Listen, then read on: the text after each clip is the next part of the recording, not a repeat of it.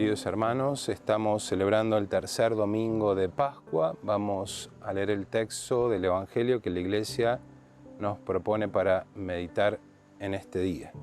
Del Evangelio según San Lucas. Los discípulos contaron lo que les había pasado en el camino y cómo lo habían reconocido al partir el pan. Todavía estaban hablando de esto cuando Jesús se apareció en medio de ellos y les dijo: «La paz esté con ustedes». Atónitos y llenos de temor creían ver un espíritu, pero Jesús les preguntó: «¿Por qué están turbados y se le presentan esas dudas? Miren mis manos y mis pies, soy yo mismo. Tóquenme y vean. Un espíritu no tiene carne ni huesos como ven que yo tengo». Y diciendo esto, les mostró sus manos y sus pies. Era tal la alegría y la admiración de los discípulos que se resistían a creer. Pero Jesús les preguntó: ¿tienen aquí algo para comer?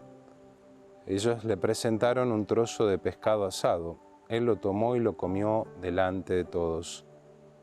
Después les dijo: cuando todavía estaba con ustedes, yo les decía: es necesario que se cumpla todo lo que está escrito de mí en la ley de Moisés, en los profetas y en los salmos. Entonces les abrió la inteligencia para que pudieran comprender las Escrituras y añadió: así estaba escrito, el Mesías debía sufrir y resucitar de entre los muertos al tercer día, y comenzando por Jerusalén en su nombre debía predicarse a todas las naciones la conversión para el perdón de los pecados. Ustedes son testigos de todo esto. Palabra del Señor, gloria a ti, Señor Jesús. Queridos hermanos, estamos celebrando este tercer domingo de Pascua. La liturgia nos presenta el Evangelio que es continuación del Evangelio de los discípulos de Emaús. Recuerdan que los discípulos de Emaús iban hacia Emaús, que está cerca de Jerusalén. En el camino Jesús se pone cerca de ellos, les empieza a preguntar por qué están con cara triste. Ellos le dicen: no eres de aquí, que no sabes lo que ha ocurrido, qué cosa, les pregunta Jesús, lo de Jesús el Nazareno. Jesús que les empieza a interpretar todo lo que las Sagradas Escrituras decían acerca del Mesías. Llegan a Emaús, Jesús hace ademán de seguir adelante, ellos lo invitan a pasar porque ya es tarde. Jesús pasa y al partir el pan lo reconocen y en ese momento Jesús desaparece. Los discípulos inmediatamente se ponen en camino y se decían: ¿no ardía acaso nuestro corazón cuando nos explicaba las Escrituras? Ya habíamos leído este pasaje en la octava de Pascua. Ahora continúa el texto, los discípulos que han llegado, donde están los apóstoles, contándole que lo habían visto en el camino y cómo lo habían reconocido al partir el pan. Pensemos que el centro de nuestra fe se realiza en el sacramento más importante de todos. El sacramento más importante, que es el culmen de toda la vida de la Iglesia, es la Eucaristía, porque en la Eucaristía se contiene el autor de todos los sacramentos. Es el único sacramento que contiene al mismo Cristo. En los demás sacramentos nos hacemos hijos de Dios, somos perdonados en nuestros pecados, se nos reconforta en la enfermedad. En aquellos sacramentos que están en orden a la sociedad podemos brindar ese servicio, ya sea en el matrimonio o en el orden sagrado. Pero el único sacramento que recibimos al autor de los sacramentos, que es Cristo, es la Eucaristía. Y es en la Eucaristía donde nosotros nos llamamos hermanos propiamente dicho. Por eso es el sacramento que también se lo denomina comunión, común, unión. Compartimos un mismo pan, una misma fe, un mismo bautismo. Están hablando y se aparece Jesús. Nuevamente quedan atónitos. Todavía los apóstoles no alcanzan a comprender esta dimensión del misterio de la redención, que empezó en la encarnación, el momento en el que Cristo se encarnó en el seno purísimo de María, pero que llega a su plenitud en el momento en el que Jesús resucita, pasando por el misterio de la cruz, los 30 años de vida oculta en los que Jesús vive con María y José, los 3 años de ministerio público donde Jesús empieza a predicar el Evangelio, hace los milagros, las enseñanzas, recorre toda Galilea, elegido a sus apóstoles que serán sus sucesores. Pero tal vez el misterio más importante y más difícil de comprender pasa por la cruz, el misterio de la pasión y muerte de Cristo. Ya habíamos comentado en varias ocasiones cuánto le cuesta a los apóstoles comprender el misterio del sufrimiento, el misterio del dolor. Estaba como presente esta idea de este rey mesiánico que iba a obtener todos los poderes y todas las glorias, o al menos así lo tenían entendido. Y entonces a los apóstoles les cuesta comprender que en realidad Jesús tiene que sufrir, Jesús tiene que padecer.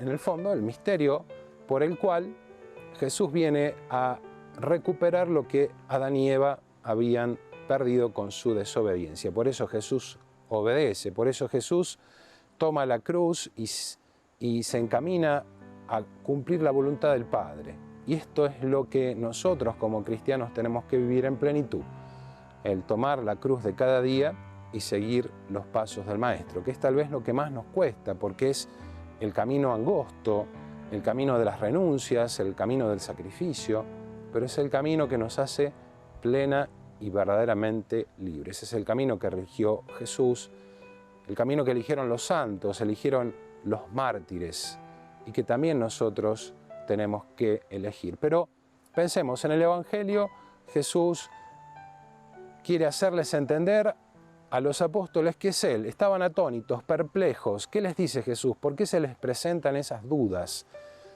Me imagino, los apóstoles tal vez no solamente no comprendían lo que les pasaba, sino que incluso no alcanzaban a entender el misterio de la fe que pasaba por este misterio del sufrimiento del Redentor. Por eso cuando termina el Evangelio dice que Jesús les abrió la inteligencia para que ellos comprendieran lo que las Escrituras decían, porque eso estaba todo escrito.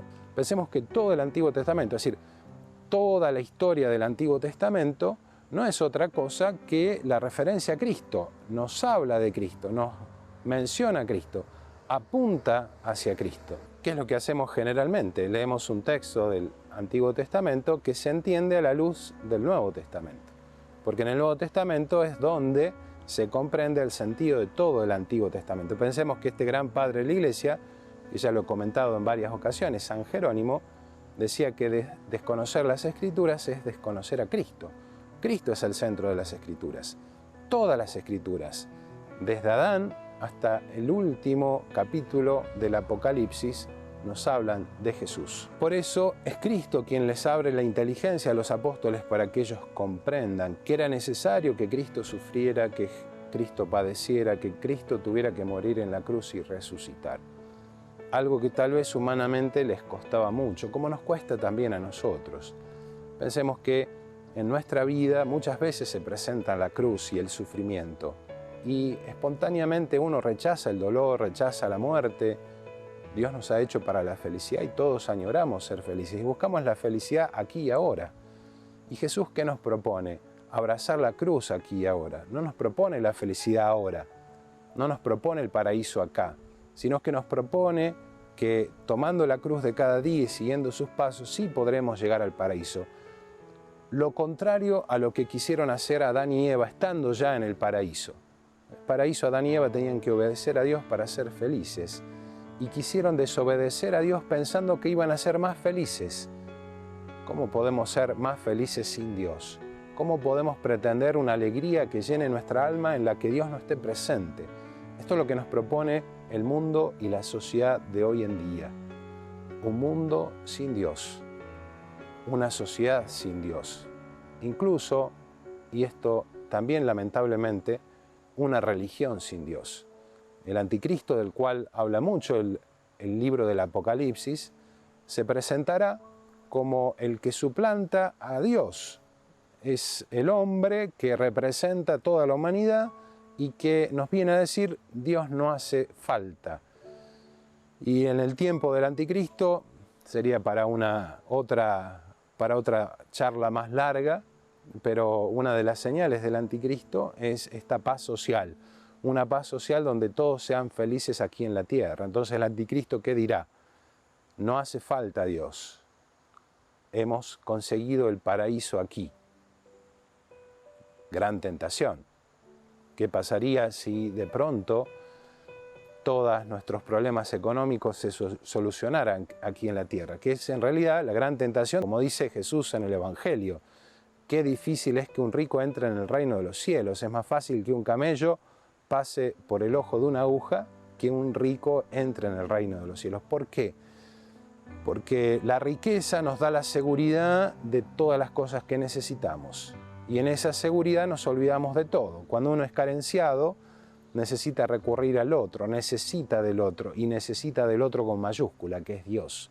Pensemos que en los momentos más difíciles de nuestra vida siempre terminamos recurriendo a Dios, le pedimos a Él, porque sabemos que es el único que nos puede dar lo que realmente nosotros anhelamos. Pero pensemos una sociedad, en un futuro tal vez no muy lejano, una sociedad donde todos los problemas sociales se hayan solucionado, todos los problemas económicos, que realmente se logre una paz estable, incluso en el ámbito de salud, que el progreso de la ciencia llegue hasta el punto que casi se curen todas las enfermedades y que se alargue la vida del hombre. ¿Qué es lo que lógicamente pensaríamos? Que el paraíso está aquí en la tierra. ¿Y el anticristo qué dirá? Dios no existe, yo soy Dios. Esta es la religión, el hombre, la religión del hombre. Y esta será una gran tentación, porque muy fácilmente nosotros pensaríamos o podríamos pensar que, bueno, que es cierto, que el paraíso está aquí en la tierra. Jesús le abre la inteligencia a los apóstoles para que comprendan todo lo que las Escrituras decían acerca de Él y todo lo que dicen acerca del hombre. La meta nuestra no es el paraíso aquí, sino el paraíso junto a Dios. Ese paraíso que Dios nos ha preparado y que Cristo con su muerte nos abrió para que nosotros pudiéramos redimirnos. Al igual que el Evangelio, nosotros le pidamos al Señor que nos dé la inteligencia para comprender lo que dicen las Escrituras, para saber tomar la cruz de cada día y seguir sus pasos. Muy feliz tiempo de Pascua, muy feliz domingo. Recemos por los que sufren, por los que están solos, por los que han fallecido, para que el Señor les conceda el eterno descanso. Y la bendición de Dios Todopoderoso, Padre, Hijo y Espíritu Santo, descienda sobre ustedes y permanezca para siempre. Amén. Dios los bendiga.